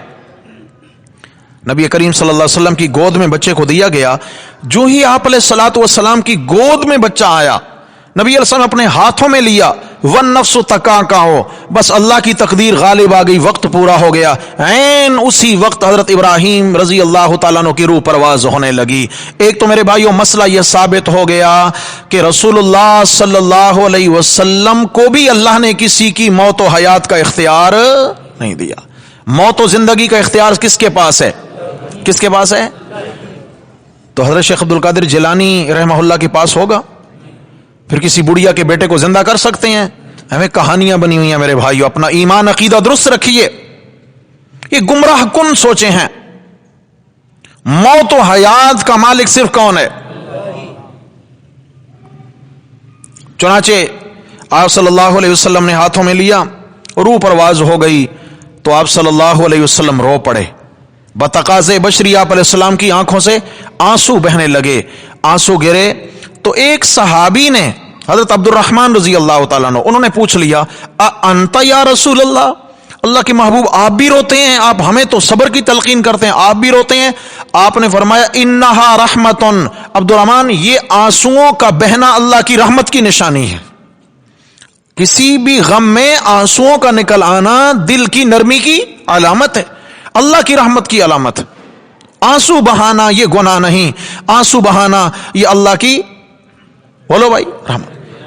جو ممنوع ہے وہ تو چیخنا چلانا ہے۔ آپ علیہ السلام نے فرمایا من ضرب الخدود وشق الجیوب ودعا بدعوى الجاہلیت فلیس منا، کہ جو غم کی گھڑی میں ضرب الخدود، اپنا چہرہ پیٹتا ہے، غم کی گھڑی میں اپنا چہرہ پیٹتا ہے، چہرے پہ تھپڑ مارتا ہے، بال نوچتا ہے، شق الجیوب گریبان چاک کرتا ہے، ودعا بدعوى الجاہلیہ، اور زمانے جاہلیت والی باتیں زبان پہ لاتا ہے، نعوذ باللہ اللہ کے شکوے کرتا ہے۔ بسا اوقات کیا کہہ دیا جاتا ہے، اللہ کو میرا ہی بیٹا ملا تھا مارنے کے لیے، اللہ کو یہی ملا تھا مارنے کے لیے، اور کوئی نہیں رہ گئے تھے دنیا میں، بوڑھے بڑے تھے اللہ ان کو مار دیتے۔ تو اللہ تعالیٰ کا شکوہ زبان پہ بسا اوقات آ جاتا ہے۔ آپ نے فرمایا جو اس طرح کے افعال ادا کرتا ہے، اس طرح کی باتیں اس کی زبان سے ادا ہوتی ہیں، یا بے صبری کا مظاہرہ کرتا ہے، چیختا چلاتا ہے، گریبان چاک کرتا ہے، بال نوچتا ہے، چہرہ پیٹتا ہے، سر میں مٹیاں ڈالتا ہے، لیس منا، فرمایا اس کا میری امت سے کوئی تعلق نہیں ہے، میں اللہ کا نبی اس سے دستبردار ہوں، دستبردار ہوں، اس کا میں اللہ کے نبی سے کوئی تعلق نہیں ہے۔ میرے بھائیوں، کتنا بد نصیب ہے وہ شخص کہ دن قیامت کے اللہ کے نبی دستبردار ہو جائیں اور کہیں میرا تیرے سے کوئی تعلق نہیں ہے، اور میرا تو ایمان ہے میرے نبی نے شفاعت نہ کی تو اللہ نے جنت کا دروازہ بھی نہیں کھولنا۔ سمجھ آ گئی ہے؟ اس لیے میرے بھائیوں ہمیں کرنا کیا ہے، یہ میرے نبی صلی اللہ علیہ وسلم کی سیرت ہے، اسے اپنانا ہے۔ جنتی بننا ہے تو جنتیوں کی پہلی نشانی الصابرین، کیا کرنے والے؟ ہاں، صبر کرنے والے۔ معلوم ہوا کہ حالات ایمان والوں پہ آتے رہتے ہیں۔ نبی کریم صلی اللہ علیہ وسلم نے پھر فرمایا، اے عبد الرحمن، العین تدمع والقلب یحزن، یہ ابراہیم کی جدائی میں میری آنکھیں برس رہی ہیں، میرا دل غم زدہ ہے، میرا دل غمزدہ ہے، ولا نقول الا ما يرضى ربنا، اور ہماری زبان سے رب کی رضا کے علاوہ کوئی جملہ ادا نہیں ہوگا، ہم وہ جملہ زبان پر نہیں لائیں گے جس جملے سے ہمارا رب ناراض ہو رہا ہے۔ لا نقول الا ما يرضى ربنا، فرمایا وہ جملہ ہماری زبان پہ ہی نہیں آئے گا جس سے ہمارا رب ناراض ہو جائے۔ پھر اس کے بعد آپ نے فرمایا، انا بفراقک یا ابراہیم لمحزونون، میرے بیٹے ابراہیم تیری جدائی میں ہمیشہ ہم غمزدہ رہیں گے، تیری جدائی نے ہمیں توڑ دیا ہے، تیری جدائی ہمیں ہمیشہ یاد رہے گی۔ یہاں علماء نے ایک مسئلہ لکھا ہے، اگر آپ کی توجہ ہو تو میں عرض کر دوں۔ علماء نے یہاں ایک تاکیدی طور پر بات لکھی ہے، اگر کسی پہ غم کے حالات آ جائیں اور وہ آنسو بہا رہا ہو، اس کو آنسو بہانے سے منع نہ کیا جائے۔ صبر کی تلقین کا حکم ہے، صبر کی تلقین۔ بے صبری واویلا کرنے کا نام ہے، آنسو بہانا بے صبری۔ جو چیز بے صبری ہے اس سے منع کریں۔ بے صبری کا ارتکاب کوئی کر رہا ہے تو اس میں اس کو تلقین کریں، صبر کی تلقین کریں، لیکن آنسو بہانا یہ بے صبری نہیں ہے۔ اگر کوئی آنسو بہاتا ہے تو یہ اللہ کی رحمت ہے، اس کے دل کی نرمی ہے۔ ممکن ہے یہ آنسو بہ بہ کر اس کا دل بھی صاف اور پاکیزہ ہو جائے، اس کا دل بھی دھل جائے اور اس کو بھی فکر آخرت لاحق ہو جائے۔ یہ الگ بات ہے کہ رونا کئی اقسام کا ہوتا ہے۔ میں نے غالباً ایک مرتبہ یہ بیان بھی کیا تھا کہ قرآن و حدیث کے مطالعہ سے پتہ چلتا ہے کہ رونا 10 قسم کا ہے۔ کتنی قسم کا ہے؟ ابھی وضاحت میں نہیں جاؤں گا۔ 10 قسم کا رونا ہے، 10 اقسام ہے رونے کی، جن میں سب سے قیمتی رونا اللہ کے خوف سے رونا ہے۔ سب سے قیمتی، کسی کی جدائی میں بھی رویا جاتا ہے، سمجھ آ گئی ہے؟ دکھ درد کی وجہ سے بھی رویا جاتا ہے، خوف کی وجہ سے بھی رویا جاتا ہے، کسی دشمن کا خوف ہے، اور کسی اپنے کی جدائی میں بھی رویا جاتا ہے۔ بسا اوقات خوشی کے بھی آنسو نکل آتے ہیں۔ 10 قسم کا رونا ہے جس میں سب سے قیمتی جو ہے وہ کیا ہے؟ مثلا حضرت بلال رضی اللہ تعالیٰ عنہ رسول اللہ صلی اللہ علیہ وسلم کے انتقال کے بعد مدینہ چھوڑ کر دمشق تشریف لے گئے تھے۔ اب مدینہ میں دل نہیں لگتا تھا حضرت بلال کا، بار بار اللہ کے رسول صلی اللہ علیہ وسلم کی قبر اطہر کو دیکھتے، دل برداشت نہ کرتا، تو چنانچہ دمشق میں چلے گئے اور پھر وہیں کے ہو کر رہ گئے، قبر بھی وہیں ہے۔ ایک مرتبہ بیچ میں آنا ہوا مدینہ میں، مدینہ میں آئے تو لوگوں نے اذان کی فرمائش کی، ہمیں رسول اللہ صلی اللہ علیہ وسلم کے زمانہ کی اذان سنائیے۔ حضرت بلال رضی اللہ تعالیٰ نے بہت عذر و معذرت پیش کی، مجھ سے برداشت نہیں ہوگا، نہیں ہوگا مجھ سے برداشت، مجھے مجبور نہ کرو۔ مگر لوگوں نے بہت مجبور کیا، نہ مانے تو بالآخر میرے نبی صلی اللہ علیہ وسلم کے 2 شہزادے حضرات حسنین کریمین رضی اللہ تعالیٰ عنہما کو لوگوں نے سفارشی بنا کر جو ہے نا حضرت بلال رضی اللہ تعالیٰ عنہ کو کہلوایا کہ آپ درخواست کریں۔ حضرت بلال رضی اللہ عنہ آپ کی درخواست نہیں موڑیں گے۔ انہوں نے درخواست کی تو حضرت بلال مان گئے، اور جب اذان کہنا شروع کی، اللہ اکبر اللہ اکبر، مدینہ کی گلیوں کے اندر جیسے طوفان برپا ہو گیا، لوگ گھروں سے باہر نکل آئے, بوڑھے بچے گھروں سے باہر نکل آئے, بعض روایتوں میں خواتین بھی گلیوں میں گھر سے باہر نکل آئیں, اور پھر ہر طرف سے رونے کی آوازیں تھیں. رسول اللہ صلی اللہ علیہ وسلم کے زمانہ کی وہ اذان کی آواز سن کر اللہ کے رسول کا زمانہ یاد آ گیا, اور لوگ حال و بے حال ہو چکے تھے رو رو کر. حضرت بلال جب اس جملہ پہ پہنچے, اشہد ان محمد رسول اللہ, جب اس جملہ پہ پہنچے حضرت بلال بھی غش کھا کے گر گئے. حضرت بلال رضی اللہ عنہ سے بھی رسول اللہ صلی اللہ علیہ وسلم کی جدائی برداشت نہ ہوئی. تو میرے بھائیو, رونا کئی اقسام کا ہوتا ہے, لیکن سب سے قیمتی رونا یہ ہے کہ اللہ کے خوف کی وجہ سے آنسو نکل آئیں. آپ صلی اللہ علیہ وسلم نے فرمایا, یا ایھا الناس ابکو, لوگو رویا کرو, رویا کرو, رویا کرو اللہ کی یاد میں. ان لم تبکو فتباکو, اگر تمہیں رونا نہ آئے تو رونے جیسی شکل بنایا کرو. اللہ تعالیٰ رونے جیسی شکل والوں کی دعائیں بھی قبول فرما لیتے ہیں. رونے جیسی شکل بناؤ. اللہ اکبر, اللہ اکبر. تو نبی کریم صلی اللہ علیہ وسلم نے فرمایا, وَلَا نَقُولُ إِلَّا مَا يَرْضَى رَبُّنَا, ہم تو بس وہی کہیں گے جس جملے سے ہمارا رب راضی ہوگا. اور وہ جملہ کیا کہا؟ اِنَّا لِلَّهِ وَإِنَّا إِلَيْهِ راجعون. انا للہ, ہم بھی اللہ کا مال ہیں. یہ ابراہیم بھی اللہ کا مال تھے, اس سے بھی اللہ نے لے لیا, ہم بھی بالآخر اللہ کے پاس چلے جانے والے ہیں. یہ جملہ کہا نبی کریم صلی اللہ علیہ وسلم نے. حضرات محترم, یہ جملہ بہت عظیم جملہ ہے. مفسرین کرام نے اس آیت کے تحت, جو یہ سورہ بقرہ کی آیت ہے جس میں یہ لفظ ہے انا للہ و انا الیہ راجعون, اس کے تحت لکھا ہے کہ یہ وہ کلمہ ہے جو اللہ نے اس امت سے پہلے کسی امت کو دیا ہی نہیں. یہ کلمہ ترجیع, یہ اتنا بڑا قیمتی کمال والا, حوصلے کا, صبر والا کلمہ ہے کہ اللہ نے یہ صرف اسی امت کو دیا ہے. اب دیکھیں نا, یعقوب علیہ الصلوۃ والسلام کو جب خبر ملی بنیامین کو بھی قید کر لیا گیا ہے, تو حضرت یعقوب علیہ السلام پہلے ہی ٹوٹے ہوئے تھے, اور رو رو کر وَبْيَضَّتْ عَيْنَاهُ مِنَ الْحُزْنِ, غم کی وجہ سے ان کی آنکھیں بھی سفید ہو گئیں, آنکھوں میں موتیا اتر آیا. اتنے رویا کرتے تھے یوسف علیہ الصلوۃ والسلام کی یاد میں. لیکن جب بیٹوں نے آ کر یہ جگردوز خبر سنائی کہ بنیامین بھی گئے, وہ چھوٹا بیٹا جو آپ کے ہاتھ پکڑ کے چلایا کرتا تھا وہ بھی گئے, تولا عنہم, حضرت یعقوب علیہ السلام نے ان سے اپنا رخ موڑ لیا, دوسری جانب رخ کر لیا. کہنے لگے, یا سفالا یوسف, اے یوسف تیرا دکھ مجھے مار گیا, تیرا دکھ مجھے لے گیا. یا سفالا یوسف, اے یوسف کی جدائیاں. یعنی یہ جملہ تو کہہ دیا, لیکن انا للہ و انا الیہ راجعون, کیونکہ اللہ نے اس سے پہلے نہ کسی نبی کو دیا, نہ کسی نبی کی امت کو اللہ نے یہ کلمہ دیا ہے. اتنا عظیم کلمہ ہے. اللہ اکبر, اللہ اکبر.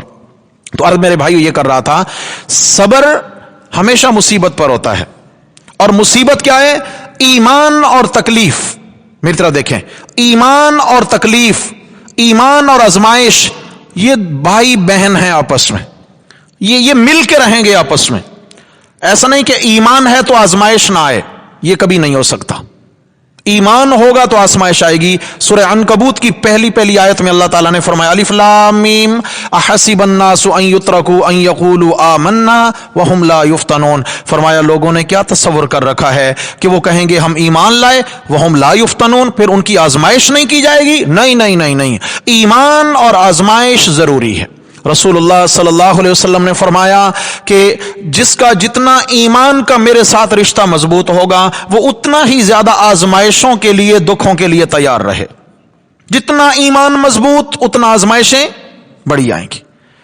حدیث شریف میں آتا ہے کہ مدینہ میں ایک صحابی نے شادی کی.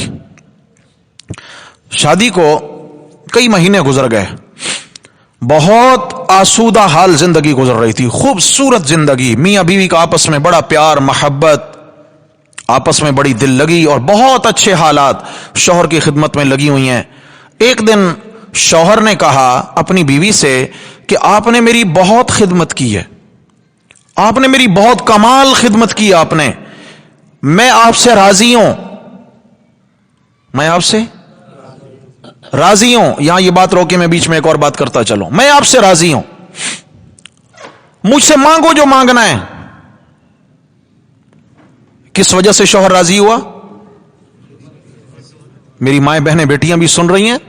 صحابی رسول نے کہا کہ تو نے میری خدمت بہت زیادہ کی ہے، لہذا میں تجھ سے کیا ہوں؟ راضی ہوں۔ اللہ اکبر، اللہ اکبر۔ ایک حدیث میں پہلے سنا دوں پھر یہ واقعہ آگے۔ مدینہ کی خواتین ایک گھر میں جمع ہوئیں، صحابیات جمع ہوئیں، ان میں امہات المومنین بھی ہیں، آپ علیہ السلام کی ازواج مطہرات بھی ہیں۔ انہوں نے ایک میٹنگ کی، ایک مشورہ کیا کہ ہم ایسا کرتی ہیں، رسول اللہ صلی اللہ علیہ وسلم سے ایک درخواست کرتی ہیں، یا رسول اللہ ہمارے مرد آپ کے ساتھ جہاد میں بھی جاتے ہیں، ان کو اتنی بڑی سعادت نصیب ہوتی ہے کہ شہید ہو جاتے ہیں، غازی بن کر واپس لوٹتے ہیں، یا رسول اللہ وہ آپ کی مجلسوں میں مسجد میں بھی اتنا وقت گزارتے ہیں، ڈائریکٹ آپ سے دین سیکھنا ان کو ہر وقت نصیب ہو رہا ہے، آپ کے پیچھے باجماعت نمازیں نصیب ہو رہی ہیں، نماز جمعہ نصیب ہو رہی ہے، عیدوں کی نمازیں نصیب ہو رہی ہیں، یا رسول اللہ ہر وقت آپ کا دیدار نصیب ہو رہا ہے، اور دین کی محنت کے لیے پوری دنیا میں گھوم رہے ہیں، یا رسول اللہ ہمارے مرد تو ہم سے نمبر لے گئے، ہمارے مرد ہم سے نمبر لے گئے، ہمیں بھی کوئی ایسے اعمال بتائیں تاکہ وہ اعمال کرنے کی برکت سے ہم بھی اپنے مردوں کے برابر اجر و ثواب پانے والی ہو جائیں۔ یہ عورتوں نے کیا کیا؟ مشورہ کیا۔ بولو کیا کیا؟ یا رسول اللہ ہمیں بھی ایسے اعمال بتائیں کہ ہم بھی مردوں کے ہم پلہ ہو جائیں اجر و ثواب میں۔ بات کون کرے نبی علیہ السلام سے؟ اب یہ مشورے میں طے پایا کہ متکلمہ جو ہوں گی وہ حضرت اسماء انصاریہ رضی اللہ تعالیٰ عنہ ہوں گی۔ حضرت اسماء رضی اللہ تعالیٰ عنہ کو یہ ڈیوٹی سونپی گئی کہ آپ نبی علیہ السلام سے بات کریں۔ آپ علیہ الصلوۃ والسلام حضرت اسماء کی بڑی قدر فرماتے تھے۔ حضرت اسماء تشریف لائیں، یا رسول اللہ میں اسماء انصاریہ ہوں۔ ہاں کیسے آنا ہوا؟ یا رسول اللہ ہم مدینہ کی سب خواتین نے فلاں گھر میں جمع ہو کر یہ مشورہ کیا ہے، اور سب کو یہ پریشانی لائق ہے کہ ہمارے مرد نیکیوں میں ہم سے آگے نکل گئے، ہمارے مرد ہم سے نیکیوں میں آگے نکل گئے، تو ہمیں بھی کوئی ایسا عمل بتائیے کہ ہم بھی گھروں سے نکلیں، ہم بھی وہ اعمال بجا لائیں۔ ہم تو گھروں کی ہو کر رہ گئی، صرف اپنے مردوں کی خدمت کی ہم ہو کر رہ گئی ہیں۔ آپ علیہ الصلوۃ والسلام نے فرمایا اسماء جا کر مدینہ کی عورتوں کو میرا یہ پیغام دے دینا کہ تمہارے مرد جہاد کے لیے جا رہے ہیں پھر بھی، جمعہ کے لیے آ رہے ہیں پھر بھی، نمازوں کے لیے جمع ہو رہے ہیں پھر بھی، واعظ و نصیحت کی محفلوں اور مجلسوں میں جڑ رہے ہیں پھر بھی، تعلیم و تعلم کے حلقے لگا رہے ہیں پھر بھی، خرچ کر رہے ہیں پھر بھی، حج کے لیے جا رہے ہیں پھر بھی، جتنے اعمال تمہارے مرد بجا لا رہے ہیں، تم چونکہ ان مردوں کی خدمت کرنے والی خادمہ ہو، جتنا اجر اللہ ان کے اعمال پر ان کو محاذ جنگ پہ دے رہا ہے، اللہ ان کے برابر اجر تمہیں گھر کی چاردیواری میں دے رہا ہے۔ ان کو کرنے پہ مل رہا ہے اور تمہیں بنا کیے مل رہا ہے۔ یا رسول اللہ تو ہم کیا کریں؟ فرمایا انہیں کہہ دو کہ صرف اپنے شوہروں کی خدمت کیے جاؤ۔ کیا کرو؟ میری مائیں بہنیں بیٹیاں بھی سن لیں، کتنی آسان جنت ہو گئی ہے، کتنی آسان جنت ہو گئی۔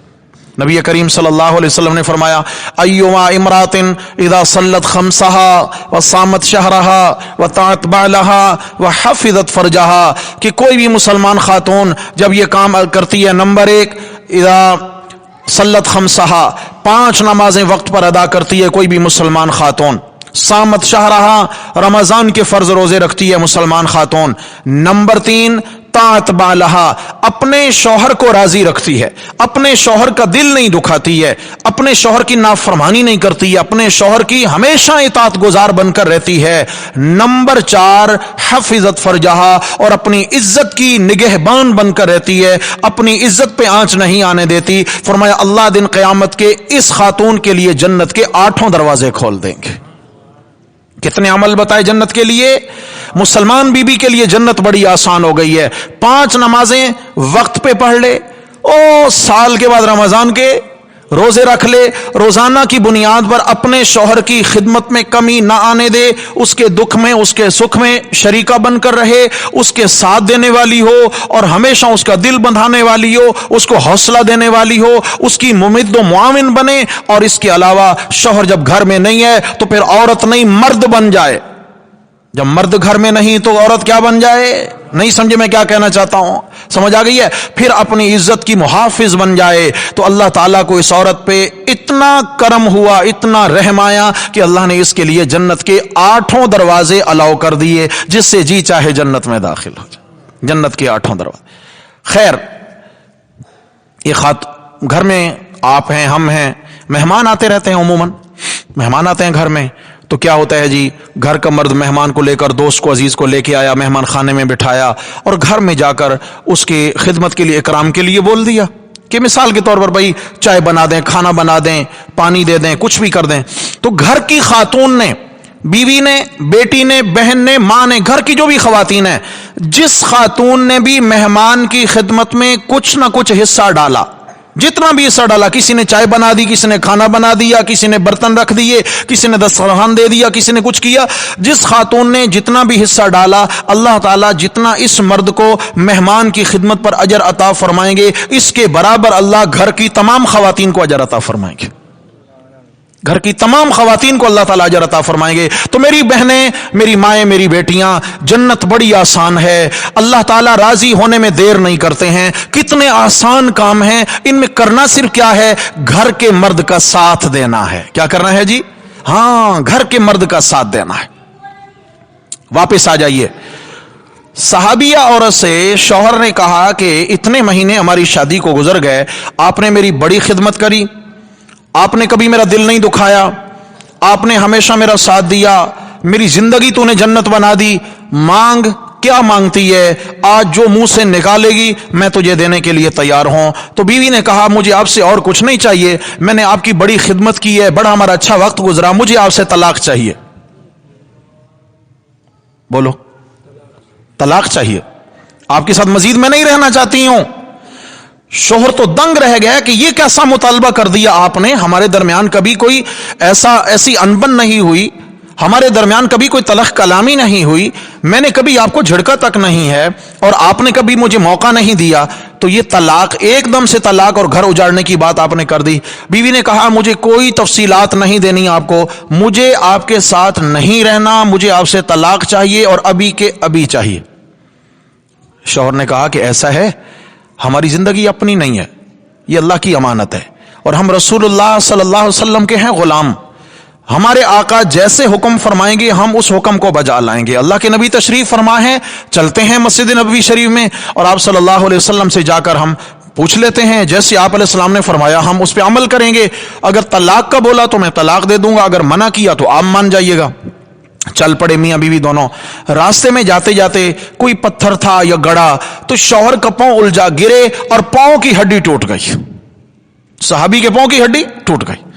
اب وہ بیٹھ گئے ہیں پریشان، چلا ہی نہیں جا رہا. بیوی روئے جا رہی ہیں. بیوی نے اپنا دوپٹہ، اپنی چادر پھاڑی اور اس کا ایک حصہ لے کر شوہر کی پٹی کرنے لگی ہیں، پٹی بھی باندھ رہی ہیں، روئے جا رہی ہیں. شوہر کہتا ہے عجیب عورت ہے، ایک طرف تو کہتی ہے کہ مجھے طلاق چاہیے، اور ادھر جو ہے نا میری چھوٹی سی تکلیف بھی اس سے گوارا نہیں ہے، روئے جا رہی ہے.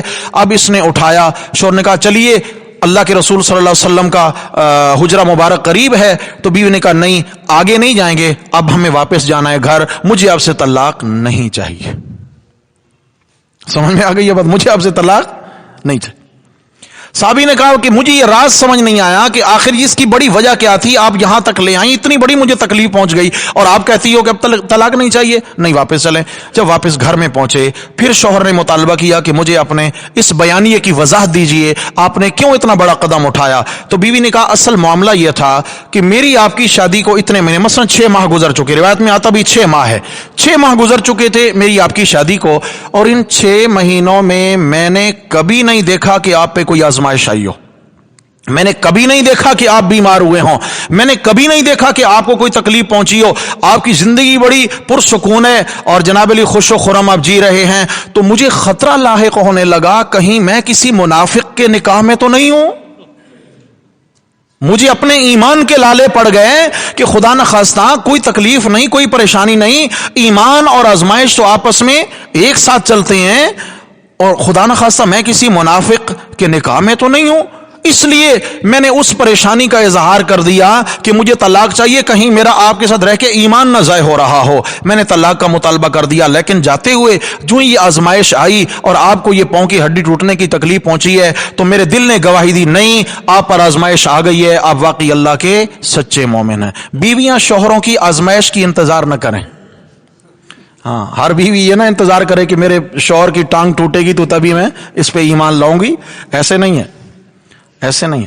سمجھ آ گئی؟ تو آزمائشیں تو بہرحال آتی ہیں میرے بھائی. عرض یہ کرنا چاہتا تھا جنتی لوگوں کی پہلی نشانی الصابرین، حالات آئیں تو کیا کرنا ہے بھائی؟ صبر کرنا ہے، صبر کرنا. ایک اور حدیث سنا دوں. آج کل تو ویسے بھی بے روزگاری ہے، مہنگائی ہے، نفسی کا عالم ہے، ہاں جی، جینا مشکل ہو گیا ہے، حالات بڑے دکھی ہو گئے ہیں، ہے نا. اللہ تعالیٰ آسودہ حالی نصیب فرمائے. لیکن یاد رکھنا یہ حکمران ہمارے رازق نہیں ہیں. بولو ہمارا رازق کون ہے؟ نماز کی ہر رکعت کے اندر یہ دہراتے ہیں الحمدللہ رب العالمین. رب کون ہے بھائی؟ اللہ کی ذات ہے، میرا پالنے والا اللہ، میری تمام ضروریات پوری کرنے والا اللہ ہے. ہمیں ادھر نہیں دیکھنا، ہمیں ادھر اپنا رخ رکھنا ہے. اللہ کی جانب متوجہ رہیں، اللہ تعالیٰ خزانے غیب سے کھلائیں گے انشاءاللہ. من یتق اللہ یجعل لہ مخرجا، جو اللہ سے ڈر کر زندگی گزارے گا اللہ تعالیٰ اس پر اول تو حالات نہیں آنے دیں گے، آئیں گے تو اللہ تعالیٰ اس کو حالات سے بڑے آرام سے نکال دیں گے. اللہ اس کے لیے دروازہ بھی کھول دیں گے حالات سے نکلنے کا. نمبر 2 وَيَرْزُقْهُ مِنْ حَيْثُ لَا يَحْتَسِبُ، اور اللہ اس کو ایسی طرف سے روزی عطا فرمائیں گے کہ اس کو وہم و گمان بھی نہیں ہوگا اللہ نے اتنا مجھے کہاں سے عطا فرما دیا. سمجھ آ گئی ہے؟ اس لیے میرے بھائیو حالات یہ سارے ہمارے اعمال کی وجہ سے پیدا ہوئے ہیں. ہم خود ان حالات کے ذمہ دار ہیں. ہمارے اعمال درست ہو گئے، حالات درست ہو جائیں گے انشاءاللہ تعالی. سمجھ آ گئی؟ تو عرض یہ کر رہا تھا کہ حالات ہیں، پریشانیاں ہیں، اب ان حالات میں کیا کرنا ہے. نبی کریم صلی اللہ علیہ وسلم نے فرمایا جس ایمان والے پر مالی اعتبار سے پریشانی آ جائے، گھر میں کھانے کا کچھ نہیں ہے، گھر میں سخت ضرورت ہے اور اس کے پاس کچھ نہیں ہے موجود، اور وہ کسی کے سامنے اپنی ضرورت کا اظہار نہ کرے، صرف اللہ سے مانگتا رہے، اللہ کے حضور جھولی پھیلائے اور اپنی ضرورت کو اللہ کے سپرد کر دے. فرمایا ایک دن صبر کرنے پر اللہ اس کو 1 سال خزانہ غیب سے رزق و روزی نصیب فرمائیں گے. ایک دن صبر کیا تو 1 سال کا انتظام ہو گیا. اب بتائیں ہم 1 سال کے لیے کما کر رکھیں گے، کتنا کچھ کمانا پڑے گا. لیکن ایک دن صبر کر لیا، ایک دن صبر کر لیا، اللہ کا کسی کے سامنے شکوہ نہیں کیا تو اللہ تعالیٰ نے خزانہ غیب سے کھلا دیا. تو میرے بھائیو جنتی لوگوں کی پہلی نشانی بولیے ہاں صبر. ایک صحابی دعا مانگ رہے تھے اور وہ بار بار کہے جا رہے تھے یا اللہ مجھے صبر عطا فرمائے، صبر عطا فرمائے، صبر. آپ صلی اللہ علیہ وسلم نے اس کو ٹوکا، فرمایا اللہ سے مصیبت مانگ رہے ہو؟ نہیں یا رسول اللہ میں تو مصیبتوں پر صبر مانگ رہا ہوں. فرمایا پہلے مصیبت آئے گی پھر صبر کرو گے نا، پہلے مصیبت آئے گی پھر صبر ہوتا ہے. آپ اللہ سے مصیبت مانگ رہے ہیں، اللہ سے عافیت کا سوال کریں، اللہ سے عافیت. ہاں جب حالات آ جائیں تو پھر صبر کی توفیق مانگیں اللہ سے. حالات آنے سے پہلے صبر کا سوال نہیں کرنا ہے، حالات آنے کے بعد پھر اللہ تعالیٰ سے صبر کی توفیق مانگیں اور ساتھ ساتھ عافیت کی اور راحت کی دعائیں مانگیں. یا اللہ میں اس قابل نہیں ہوں، میں آزمائشوں کے قابل نہیں ہوں، میں امتحانات کے قابل نہیں ہوں، میرے اللہ مجھے اپنے خزانے راحت میں سے راحت نصیب فرما دیجیے. اللہ تعالیٰ کے حضور یہ دعا ہونی چاہیے. نمبر 2 جنتی لوگوں کی نشانی والصادقین، فرمایا ان کی زبان پہ سچ ہوگا. کیا ہوگا؟ جھوٹ کا سہارا نہیں لیں گے، سچ بولیں گے، سچ بولیں گے. اللہ کے ساتھ بھی سچ، مخلوق خدا کے ساتھ بھی سچ. نبی علیہ السلام نے فرمایا دن قیامت کے سب سے زیادہ جن لوگوں کو عذاب دیا جائے گا، سب سے زیادہ جن لوگوں کو عذاب میں مبتلا کیا جائے گا، یہ وہ لوگ ہوں گے جو لوگوں کو ہنسانے کے لیے، خوش کرنے کے لیے جھوٹ موٹ کے لطیفے بنا کر سنایا کرتے تھے. جھوٹ موٹ کے لطیفے بنا کر لوگوں کو جو سنایا کرتے تھے، ان کو دن قیامت کے سب سے زیادہ عذاب ہوگا. معلوم ہوا کہ میرے بھائیوں مذاق میں بھی جھوٹ بولنے کی اجازت. ما یلفظ من قول الا لدیہ رقیب عتید، انسان کی زبان سے کوئی بھی کلمہ جملہ ادا ہوتا ہے، یہ کندھے پہ 2 فرشتے بیٹھے ہوئے ہیں، قلم کاغذ تیار ہیں، ادھر جملہ نکلا ادھر انہوں نے درج کر لیا. اور جو بولا ہے دنیا میں یاد رکھنا دن قیامت کی اللہ کی عدالت میں اس کو ثابت کرنا پڑے گا. انسان جو بولتا ہے دنیا میں، اگر ہم کسی کے بارے میں کچھ بے لاگ زبان استعمال کر دیتے ہیں، فلاں ایسا ہے، فلاں تیسا ہے، فلاں ویسا ہے، دن قیامت کے اللہ کے ہاں اب یہ مقدمہ لکھ دیا گیا، یہ فرشتے نے مقدمہ لکھ لیا. قیامت کے دن اللہ تعالیٰ اس رجسٹر کو سامنے رکھیں گے اور اللہ فرمائیں گے اپنے اس دعوے پر دلیل لا، اس کو ثابت کر. ثابت نہیں کر سکتا تو جہنم کے لیے تیار ہو جا. آسان ہے میرے بھائی؟ بولیے. سچ بولنے والے, سچ. اور پتہ ہے سب سے بڑا جھوٹ کیا ہوتا ہے؟ پھر سو گئے. سب سے بڑا جھوٹ کیا ہوتا ہے؟ نبی علیہ السلام نے فرمایا سب سے بڑا جھوٹا میری امت کا بندہ, کفا بالمرء کذبا ان یحدث بکل ما سمع, فرمایا سب سے بڑا میری امت کا جھوٹا وہ شخص ہے جو ہر سنی سنائی بات پر یقین کر لیتا ہے, ہر سنی سنائی بات پر یقین کر کے آگے بیان کر دیتا ہے. ہم جسے کہتے ہیں کانوں کا کچا, کیا کہتے ہیں؟ فلاں تو کانوں کا. مومن کان کا کچا نہیں ہوتا, یاد رکھیے گا. یا ایھا الذین آمنوا ان جاءکم فاسق بنبأ فتبینوا, قرآن مجید کی آیت ہے. ایمان والو, تمہارے پاس کوئی فاسق بندہ, کوئی انجان بندہ کسی کے بارے کوئی خبر لے کر آ جائے اور آ کر کہے کہ یہ ایسا ہے یہ ویسا ہے, فتبینوا, فرمایا تحقیق کے بنا جملہ زبان پہ مت لایا کرو, تحقیق کرو. کہیں ایسا نہ ہو کہ بنا تحقیق تم نے کچھ بول دیا, فتصبحوا علی ما فعلتم نادمین, پھر تم اپنے کیے پر پچھتاتے ہی رہ جاؤ کہ کاش ہم تحقیق کر لیتے, ہم تحقیق کر لیتے. سمجھ آ گئی ہے جی؟ تو اس لیے فرمایا الصادقین, سچ کا ساتھ دینے والے, سچ کہنے والے اور زندگی کے سچے لوگ, یہ اللہ رب العزت کو بڑے پسند ہیں. اور اس آیت میں جنتی لوگوں کی دوسری نشانی کہ جنت میں جھوٹے نہیں جائیں گے, جنت میں سچے لوگ جائیں. آپ علیہ السلام اپنے کسی عزیزوں کے ہاں تشریف لائے تو ان کا ایک چھوٹا بچہ تھا, عبداللہ بن عامر رضی اللہ تعالیٰ عنہ. ماں نے, اب مثلا 2-2.5 سال کا بچہ, چھوٹا سا بچہ ہے, کھیل رہا ہے سین میں, ماں نے اس کو پیار میں اپنی جانب متوجہ کیا, بلانا چاہا اور یوں مٹھی باندھ کر کے کہا آ بیٹا میں آپ کو کھجور دوں, عبداللہ بیٹے آئے میں آپ کو کھجور دوں. بچہ آ رہا ہے. آپ علیہ السلام نے فرمایا عبداللہ کی ماں آپ کی مٹھی میں کھجور ہے؟ یا رسول اللہ میری مٹھی میں یہ کھجور کا دانہ ہے. آپ نے فرمایا اگر تیری مٹھی میں کھجور کا دانہ نہ ہوتا, آپ نے محض بچے کو بہلانے کے لیے جو ہے نا اپنی جانب راغب کرنے کے لیے اگر اس کو صرف بلایا ہوتا, محض مٹھی بند کر کے, اللہ کے ہاں تیرا ایک کامل جھوٹ لکھ دیا جاتا. آج ہم کیا کرتے ہیں چھوٹے بچوں کے ساتھ؟ تو یہ ہماری عام روش ہے گھر میں, میں آپ کو یہ دینے لگا ہوں, وہ دینے لگا ہوں. یہ یاد رکھیے میرے بھائیوں, اگر بچوں کو سچا بنانا ہے, اگر بچوں کو دھوکہ باز نہیں بنانا ہے, تو بچوں سے جو وعدہ کریں اسے پورا کریں. بچوں سے وہ وعدہ ہی نہ کریں جسے پورا نہیں کرنا. محض بہلاوے کا وعدہ, ایک تو جھوٹ لکھ دیا جاتا ہے, دوسرا بچے دھوکہ, ان کو دھوکہ ملتا ہے تو دھوکہ دینا سیکھتے ہیں یہاں سے کہ یہ بھی کوئی طرز زندگی ہوتا ہے, کہو کچھ کرو کچھ. بچوں کی تربیت ہو رہی ہے تو یہ نیگیٹیوٹی پیدا ہو جاتی ہے بچوں کی طبیعت میں. اس کے بعد آگے فرمایا والقانتین, فرما بردار لوگ ہوں گے جنت میں جانے والے. کون؟ فرما بردار. کس کے؟ اللہ اور اس کے نبی کے فرما بردار, اللہ کی مان کر چلنے والے, میرے نبی کی مان کر چلنے والے, اپنی من مرضی والے نہیں. من مرضی والوں کو اللہ جنت میں نہیں بھیجیں گے. من مرضی والے یہ تو باغی ہوتے ہیں جو من مرضی والے ہوتے ہیں.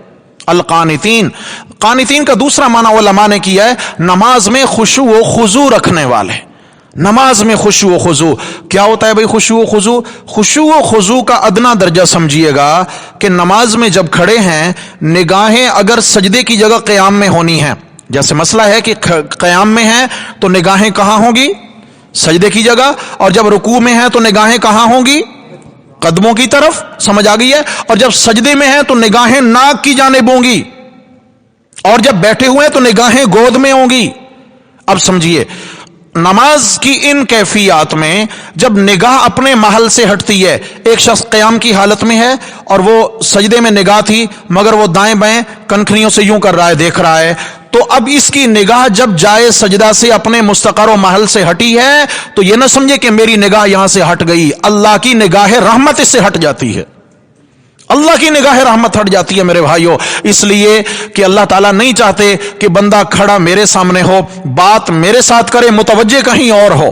یہ تو دنیا میں بے ادبی سمجھی جاتی ہے نا کہ اب آپ ایک شخص سے بات کر رہے ہیں مگر آپ کا رخ دوسری طرف ہے, منہ ادھر کر کے بات کر رہے ہیں, بات ادھر کر رہے ہیں. سمجھتے یار یہ تو بڑا عجیب انسان ہے, بات کے آداب ہی نہیں ہے اس کو. بات کا ادب کیا ہے بھائی؟ جس سے بات ہو متوجہ بھی اسی کی جانب رہا جائے. تو اللہ نہیں چاہتے کہ میرا بندہ میرے ساتھ ہم کلام ہو، متوجہ کسی اور جانب ہو جائے۔ والقانتین، خشوع و خضوع والے اللہ کو بڑے پسند ہیں۔ والمنفقین، مال خرچ کرنے والے اللہ کی رضا کے لیے، اللہ کی، میں نے ایک لفظ استعمال کیا، اللہ کی رضا کے لیے۔ اب اللہ کی رضا کے کئی معنی ہیں۔ اللہ کی رضا کس طرح حاصل ہوتی ہے؟ ہر وہ جگہ جہاں پہ خرچ کرنا ہمارے فرائض میں داخل ہے، ہماری ذمہ داریوں میں داخل ہے، وہاں خرچ کرنے سے اللہ راضی ہوں گے، نہ کرنے سے اللہ ناراض ہوں گے۔ سمجھ آ گئی ہے؟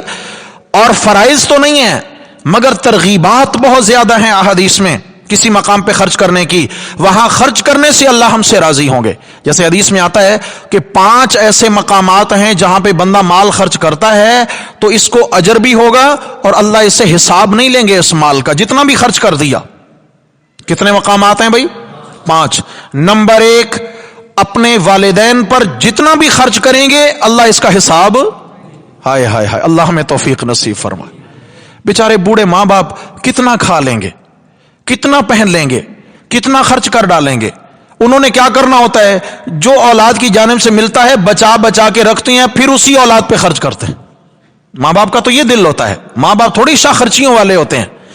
ماں باپ پہ جو اللہ اکبر، ہمارے ایک استاذ تھے، اللہ تعالیٰ ان کو جنت میں جگہ عنایت فرمائے، ان سے ہم نے بہت کچھ سیکھا۔ وہ جب بھی ہر مہینے اپنے والد صاحب کو ہدیہ دینے لگتے تو وہ والد صاحب کے ہاتھ میں نہیں دیتے تھے۔ انہوں نے خود کلاس میں بتایا کہ میں والد صاحب کے ہاتھ میں نہیں دیتا ہوں، کیوں؟ کہ جب میں دینے لگوں گا میرا ہاتھ اوپر ہوگا اور والد کا ہاتھ نیچے ہوگا، ہاتھ پھیلا ہوگا۔ میں نہیں چاہتا کہ میرے والد کا ہاتھ میرے سامنے دراز ہو، میں اپنے والد کی ہاتھ کی ہتھیلی پہ نہیں رکھتا ہوں، صرف اسی شرم و عار کی وجہ سے میرا باپ ہو کر میرے سامنے ہاتھ کیوں پھیلائے، اور یہ احساس کیوں میرے والد کے دل میں آئے کہ آج میں اپنے بیٹے سے لینے والا ہو رہا ہوں، احساس نہ آئے۔ کیا کرتے تھے کہ میں اپنے والد صاحب کے تکیے کے نیچے رکھ دیتا ہوں، جو خدمت کرنا ہوتی ہے کیا کرتے ہیں والد صاحب کے تکیے، کبھی ان کے کپڑوں میں جیب میں ڈال دیتے ہیں اور کبھی تکیے تلے رکھ دیتے ہیں، لیکن والد صاحب کی ہتھیلی میں نہیں دیتے، کیوں کہ کہیں ہاتھ پھیلائیں ان کے دل میں کچھ نہ آ جائے یا میرے دل میں کچھ نہ آ جائے، اللہ تعالیٰ ناراض نہ ہو جائے۔ کتنا خوبصورت ادب ہے بھائی۔ تو نمبر 1، والدین پہ جتنا خرچ کریں گے اللہ ناراض نہیں ہوں گے، اس مال کا حساب نہیں ہوگا بلکہ اس پر اجر و ثواب ہوگا۔ اولاد کے جو ضروری مصارف ہیں، ان کا کھانا پینا پہننا لباس تعلیم و تعلم اور ان کی جائز ضروریات، ایسا نہیں ہے کہ شاہ خرچیاں، بیٹے آوارہ گردی کرتے ہیں اور باپ ان کو دیے جا رہا ہے دیے جا، بسا اوقات جو ہے نا آنکھیں بند کر کے دینے سے بھی کیا ہوتا ہے کہ اولادیں بگڑ جاتی ہیں۔ آپ ان کو دیں، سونے کا نوالا دیں لیکن شیر کا پنجہ رکھیں، محاسبہ بھی خوب رکھیں کہیں بچے بگڑ نہ جائیں۔ تو اولاد کے جو ضروری مصارف ہیں جو والدین کے ذمہ لازم ہیں، ان میں جس پر جتنا بھی خرچ کیا جائے گا اللہ تعالیٰ اس کا حساب بھی نہیں لیں گے اور اس پر اجر و ثواب بھی عطا فرمائیں گے۔ کتنے ہو گئے جی؟ 2۔ نمبر 3، مہمان پر جتنا خرچ کیا جائے گا اللہ اس کا حساب نہیں لیں گے، مہمان پر مگر اللہ کی رضا کے لیے۔ نمبر 4، روزے کے لیے سحری میں جتنا خرچ کیا جائے گا، سحری کھانے کے لیے جتنا عمدہ کھانا بنایا جائے گا اس میں کوئی گناہ نہیں، کوئی اسراف نہیں ہے اور اللہ کے ہاں اس کی پوچھ نہیں ہے، اجر ہے۔ نمبر 5، افطاری میں جتنا خرچ کیا جائے گا اللہ اس کا حساب نہیں لیں گے۔ سمجھ؟ والمنفقین، فرمایا خرچ کرنے والے، اللہ کی راہ میں خرچ کرنے والے۔ نبی علیہ الصلوۃ والسلام نے فرمایا کہ جب تم اللہ کے راستے میں مال خرچ کرتے ہو تو اللہ تبارک و تعالی تمہارے اس صدقے کی تربیت شروع فرما دیتے ہیں۔ صدقے کی تربیت ہوتی ہے پالنا پوسنا۔ فرمایا جیسے بکری اپنے بچے کو دودھ پلا کے جوان کرتی ہے، کسی کا صدقہ وہ چھوٹا سا ہوتا ہے، بھلے ایک کھجور کا دانہ ہے، 1 روپیہ ہے، اللہ کی رضا کے لیے دیا ہے کسی کو، اللہ تعالیٰ اس صدقے کی تربیت فرماتے ہیں۔ پالتے پالتے پالتے پالتے یہ دن قیامت کے آئے گا تو دیکھے گا کہ احد پہاڑ سے بھی بڑے بڑے نیکیوں کے ڈھیر لگے ہوئے ہیں۔ اللہ فرمائیں گے یہ تیری نیکیاں ہیں، کہے گا مولا میں نے تو نیکی نہیں کی۔ اللہ فرمائیں گے تو نے ایک صدقہ کیا تھا کھجور کا دانہ یا 1 روپیہ یا 1 نوالا کسی کو کھلایا تھا، ہم نے تیرے صدقے کو پال کر جوان کر دیا ہے۔ یہ تیرا صدقہ پل کے جوان ہوا ہے. اس لیے میرے بھائیوں، جب تک زندگی ہے جتنا اپنے ہاتھ سے ہم دے جائیں گے انشاءاللہ یہی صدقہ دن قیامت کے ہمارے کام آئے گا. ورنہ مرتے وقت انسان کہتا ہے یہ فلاں کا، یہ فلاں کا، یہ فلاں کا، یہ فلاں کا. تو کیا ہے، اللہ کی جانب سے اشارہ ہوتا ہے تو کہے یا نہ کہے سارا ہے ہی فلاں فلاں کا. اب تو وراثت بننے والی ہے، اب تو ہے ہی فلاں فلاں کا، اس کا ہے ہی کچھ نہیں. اللہ اکبر. نبی علیہ الصلوۃ والسلام نے خواتین کو خاص طور پر تنبیہ فرمائی. فرمایا اے اللہ کی بندیو، اللہ کی راہ میں اپنا مال خوب خرچ کر لو، کیونکہ ان کے پاس زیورات ہوتے ہیں. عموماً خواتین پہ زکوٰۃ لازم ہو جاتی ہے. تو فرمایا اللہ کی راہ میں اپنے اموال خرچ کر لو. کیوں کہ میں نے معراج والی رات جہنم کی آگ میں مردوں سے زیادہ خواتین کو جلتے دیکھا ہے. فرمایا اللہ کو راضی کر لو. خواتین پوچھتے ہیں یا رسول اللہ کون کون سے گناہ ہیں جو خواتین سے سرزد ہوتے ہیں؟ بطور عام وہ کون سا گناہ ہے جس کی وجہ سے عموماً خواتین جہنم میں جانے والی ہو جاتی ہیں؟ آپ نے فرمایا دو گناہ ہیں جو خواتین سے کثرت سے سرزد ہوتے ہیں مگر وہ اسے گناہ ہی نہیں سمجھتی ہیں. ایک تو خواتین بہت کمزور دل کی مالک ہوتی ہیں، حوصلہ کم ہوتا ہے، جلدی لان تان شروع کر دیتی ہیں. فرمایا لان تان کثرت سے کرنے والی خواتین کو میں نے جہنم کی آگ کا ایندھن بنتے دیکھا ہے. سمجھ آ گئی؟ یہ زبان کا بہت غلط استعمال ہے. اور نمبر دو، شوہر کی ناقدری ہوتی ہیں، ناشکری ہوتی ہیں، شوہر کی ناشکری کرتی ہیں. پوچھا یا رسول اللہ ناشکری کا کیا مطلب ہے؟ آپ نے فرمایا ایک آدمی ایک خاتون کو بیاہ کے گھر میں لاتا ہے، 40 سال گزر جاتے ہیں، مثلا ایک زمانہ زندگی گزر گیا، جیسے 40 سال گزر گئے، شوہر نے اس کو اچھا کھلایا، اچھا پہنایا، اچھی رہائش دی، اس کی ہر ضرورت کا خیال رکھا، اور 40 سال گزرنے کے بعد اگر کبھی ایک مرتبہ شوہر اس کے مزاج کے خلاف کوئی بات کہہ دے یا کوئی کام کر لے تو یہ کیا کہتی ہے؟ جب سے میں تیرے گھر آئی ہوں میں نے سکھ نہیں دیکھا. فرمایا یہ عورت کی سب سے بڑی ناقدری ہے، سب سے بڑی ناقدری اور ناشکری کا جملہ ہے. اس جملے کی وجہ سے اللہ ناراض ہو جاتے ہیں اور اللہ تعالیٰ اس کی وجہ سے اس کو جہنم کا ایندھن بنا دیتے ہیں. فرمایا والمنفقین، جنت میں جانے والے 5 خوش نصیب 5 صفات والے لوگ ہیں. ان میں سے چوتھی صفت کیا ہے؟ وہ بڑھ چڑھ کے اللہ کی راہ میں خرچ کرتے ہیں. 5ویں اور آخری صفت جنتیوں کی کیا ہے؟ والمستغفرین بالاسحار. فرمایا وہ رات میں اللہ اللہ کرتے ہیں، رات میں عبادات جیسے تہجد کی نماز ہے، ذکر اذکار ہے، اور پھر جب سحری کا وقت ہوتا ہے تو پھر بیٹھ جاتے ہیں، پھر اللہ کے حضور رو رو کے گناہوں کی معافی مانگتے ہیں. استغفار کرنے والے، کثرت سے گناہوں پر رونے والے، اپنے گناہوں کو یاد کر کر کے اللہ سے معافی مانگنے والے. فرمایا سحری کے وقت یعنی تہجد کے وقت میں اپنے گناہوں پر رونا اللہ کو بہت محبوب ہے، اللہ کو بہت محبوب ہے. حضرت عبداللہ ابن عمر رضی اللہ تعالیٰ عنہ یہ تہجد کی نماز پڑھ رہے ہوتے تھے، اور جب سلام پھرتے نوافل کے بیچ میں تو اپنے غلام سے پوچھتے سحری کا وقت کتنا باقی ہے؟ سحری جب وہ کہتے کہ اب سحری کا وقت قریب ہو چکا ہے تو پھر بیٹھ جاتے اور پھر اپنے گناہوں پہ رونا شروع کرتے، اپنے گناہوں پہ رونا شروع کرتے، اور رو رو کے ایک ایک گناہ یاد کر کر کے اللہ رب العزت کے حضور معافیاں مانگتے، استغفار کرتے اور اللہ تعالیٰ کو مناتے. صحابہ کرام فرماتے ہیں کہ ہم نے حضرت عبداللہ ابن مسعود، حضرت انس ابن مالک، حضرت عبد الرحمن ابن عوف وغیرہ ان جلیل القدر صحابہ کو دیکھا ہے کہ وہ سحری کے وقت میں کم از کم 70 بار استغفار کیا کرتے تھے. کتنی بار؟ لیکن میرے بھائیو استغفار کرنا الگ چیز ہے. ہمارے یہاں استغفر اللہ استغفر اللہ استغفر اللہ استغفر اللہ، ہم تو 70 سیکنڈوں میں پورا کر دیں گے اسے. یہ استغفار تھوڑی ہے، یہ استغفار نہیں ہے. اب ذرا ہم تصور میں لائیں، دنیا میں ایک بڑا بندہ ہم سے ناراض ہو جاتا ہے، ایک علاقے کا بڑا ہے وہ ہم سے ناراض ہو گیا، ہم اس کے سامنے جائیں اور کہتے ہیں معاف کر دے، کہہ کے واپس آ جائیں، حق ادا ہو گیا؟ یا وہاں کھڑے ہو جائیں 70 ہو گئے، معاف کر دے معاف کر دے معاف کر دے معاف کر دے معاف کر دے معاف کر دے معاف کر دے واپس؟ کیوں بھائی؟ ہو جائے گی معافی. کوئی آداب ہوتے ہیں، آداب ہوتے ہیں میرے بھائی. احکم الحاکمین کو منانے کے بھی آداب ہیں. اللہ کے حضور آئیں، پوری تسلی سے آرام سے بیٹھ جائیں، تصور میں ڈوب جائیں، اپنے گناہ کو یاد کریں. او میرا فلاں موقع کا فلاں گناہ ہے، اس نے مجھے تباہ کر دیا. زبان سے ادا استغفر اللہ، میرے اللہ میرا وہ گناہ معاف فرما دے. پھر تصور میں جائیں، استغفراللہ، میرے اللہ وہ فلاں والا گناہ بھی مجھے معاف فرما دیں، فلاں گناہ، ایک ایک گناہ کو یاد کر کر کے استغفار کی ضربیں لگائیں، اس گناہ پر استغفار کی ضربیں لگائیں، ایک ایک گناہ کو ریپیٹ کریں، بار بار اس پہ نظر جائے، بار بار روئیں، بار بار اللہ سے معافی مانگیں۔ علامہ ابن تیمیہ رحمۃ اللہ علیہ نے لکھا ہے کہ میں نے اپنی زندگی میں دیکھا ہے کہ جب کبھی میں کسی لا ینحل مسئلے میں الجھ گیا، یعنی ایسا مسئلہ جس کا کوئی حل نہیں، ایسی پریشانی جس کی کوئی گتھی نہیں جو سلجھ جائے، کوئی میرے پاس حل نہیں کسی مسئلے کا، جب سخت قسم کے معاملات میں الجھ جاتا تو فرمایا روزانہ کی بنیاد پہ 1000 مرتبہ میں استغفار کرتا، اللہ تبارک و تعالی مجھے ہر مشکل معاملے سے بآسانی نکال لیا کرتے تھے۔ کتنی مرتبہ کرنا ہے جی؟